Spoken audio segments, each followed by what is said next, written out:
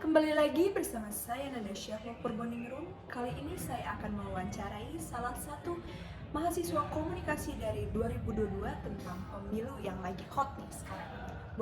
Boleh saja langsung saya panggilkan Hadrian Irnando. Halo semuanya. Halo, gimana nih Mas Nando kabarnya? Alhamdulillah, aku baik. Kamu gimana kabarnya? Baik. Sekarang kesibukannya apa? Kalau saat ini lagi sibuk ikut kepanitiaan di acara kaderisasi Oh, ini baik. di prodi komunikasi. Mas Nando sebelumnya, sorry ya kalau ini personal banget. Mas Nando umurnya berapa? Aku saat ini 19 tahun. 19, berarti udah bisa ikut pemilu belum? Udah. Pertama kali tahun ini pertama kali ikut pemilu. Iya. Terus Mas Nando kan udah kayak ngedenger nih kayak berita-berita hoax tentang pemilu. Heeh. Bagaimana menurut pandangan Mas Nando? Gini, menurut aku kan aku udah riset juga. Tahun ini tuh kan kebetulan yang banyak memilih itu adalah dari golongan Gen Z. Betul. Gen Z ini kan kita tahu sendiri lah, mereka udah paham teknologi segala macamnya. Dan mungkin aku bakalan ngasih pesan aja buat golongan Gen Z, bahwasanya gini, kalian jangan langsung menerima informasi atau berita begitu saja.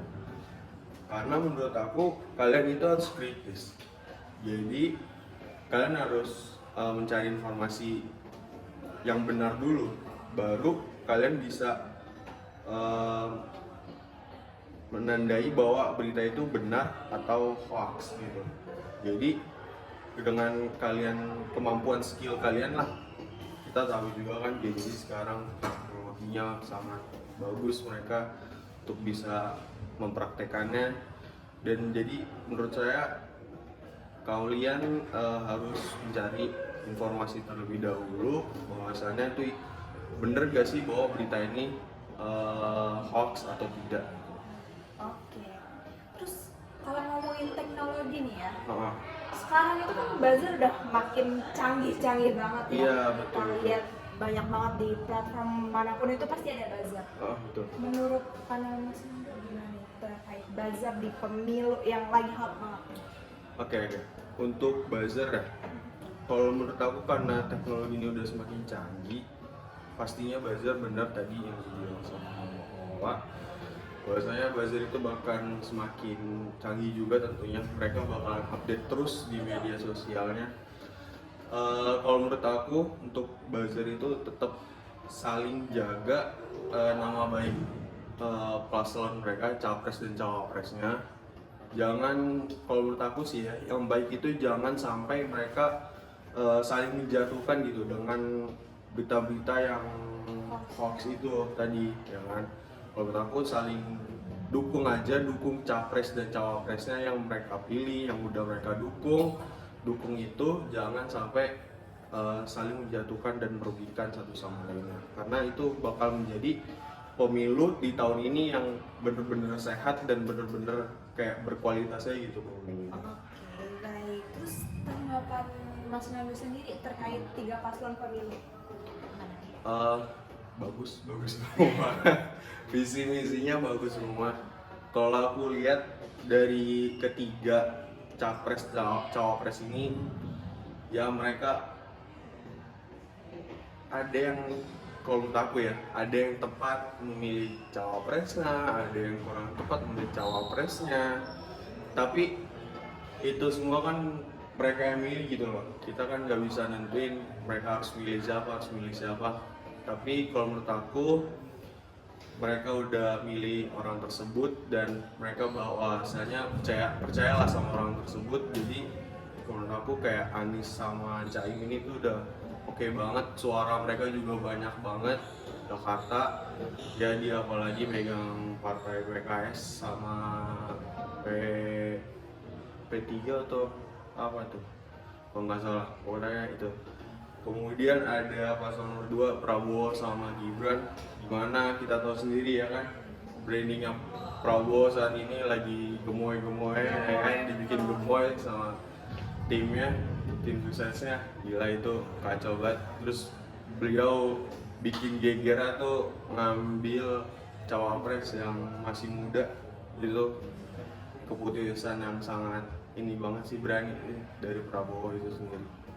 Kemudian Ganjar ya, kalau Ganjar menurut aku ya, emang Ganjar gitu gitu, dia udah emang mungkin dia tahu segala macamnya, dia makanya ngambil Mahfud MD ya, dia mana kita tahu sendiri kan Mahfud MD itu kan paham tentang hukum segala macamnya.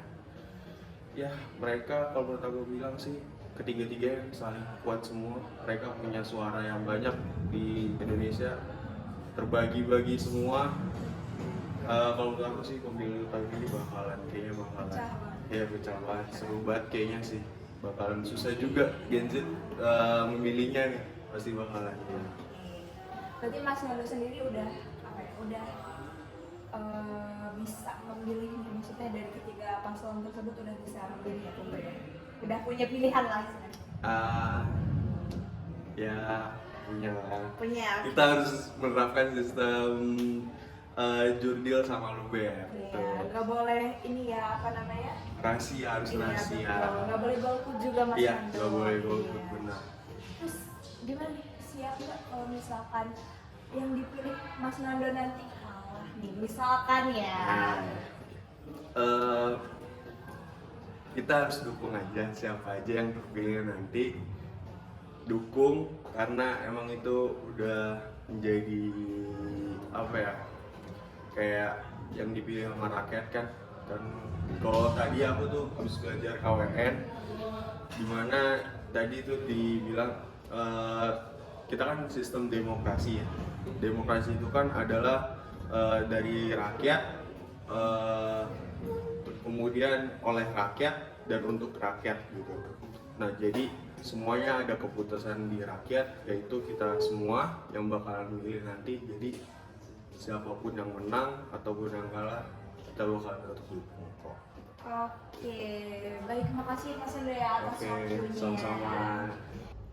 Halo, selamat pagi teman-teman. Kita balik lagi ya. Saat ini kita mau melakukan wawancara mengenai pendapat dari dosen komunikasi Universitas Pertamina mengenai pasangan calon presiden 2024 ya. Dan gimana sih tanggapan beliau mengenai pemilihan presiden tahun 2024 beserta ketiga para calonnya ya. Next, kita akan langsung wawancaranya. Yuk. Oke teman-teman, sekarang kita udah bersama salah satu dosen program studi komunikasi Universitas Pertamina, Bapak Wahyudi Marhen Pratopo. Terima kasih sudah meluangkan waktunya Pak. Di sini saya ingin menanyakan beberapa hal terkait isu-isu yang sedang naik daun di media sosial, yaitu tentang pemilihan presiden dan pemilu 2024. Sebelumnya mungkin ada nggak Pak tanggapan mengenai pemilu yang lagi naik daun, mungkin dari segi buzzernya yang banyak dan dari segi kampanyenya yang berbeda-beda tiap paslon gitu Pak? Ya kalau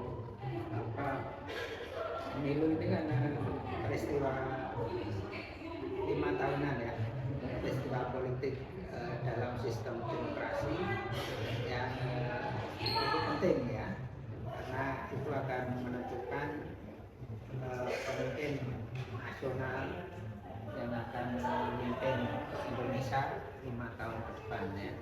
Karena itu setiap warga negara harus berpartisipasi untuk ikut serta dalam proses pemilu ini dan menggunakan hak pilihnya, termasuk para mahasiswa dan juga generasi muda yang sudah punya hak pilih. Saya kira mahasiswa sudah berumur 17 tahun ke atas sudah punya hak pilih kan. Jadi gunakanlah hak pilih sebaik-baiknya dan pilihlah pemimpin yang terbaik di antara kandidat-kandidat yang ada. Nah, karena kan kita anak-anak muda tuh pasti rajinnya bersosial media ya Pak ya. Jadi menurut Bapak, apakah dari ketiga paslon itu mereka sudah menerapkan salah satu kampanye melalui media sosial yang baik gitu? Ya saya kira semuanya sudah menggunakan sosial media ya. Semua calon atau kandidat itu punya media sosial, baik itu Instagram, YouTube, atau mungkin ada yang punya Facebook juga, dan Twitter ya tentunya, yang media-media sosial yang banyak dipakai ya sekarang ini. Dan tentu ya masing-masing punya strategi ya untuk memanfaatkan media sosial sebagai sarana kampanye politik tersebut. Kalau secara spesifik ya kita mesti melihat satu persatu, tapi kan secara umum semuanya sudah memanfaatkan media sosial sebagai sarana kampanye. Itu dia tanggapan dari kedua narasumber kita kali ini. Sampai jumpa di lain waktu. Wassalamualaikum warahmatullahi wabarakatuh.